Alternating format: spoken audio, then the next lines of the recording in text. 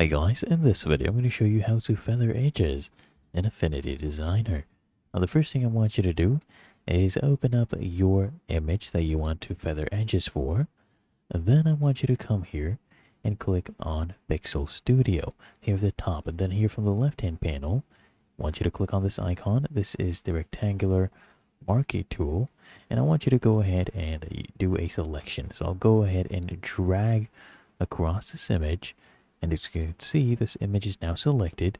Then I want you to just come here and click on Pixel, hover over Pixel Selection, and then here you should actually see Feather. I want you to click on this, and then here they'll ask you for the radius. So you can increase this radius as you want. Then finally, I want you to come here and click on Apply. And then, once you're done with that, I want you to just come here and click on this icon that says Mask Layer.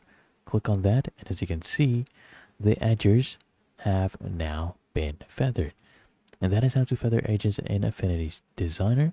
If you found this helpful, make sure you smash the like button, subscribe to Quick Fix.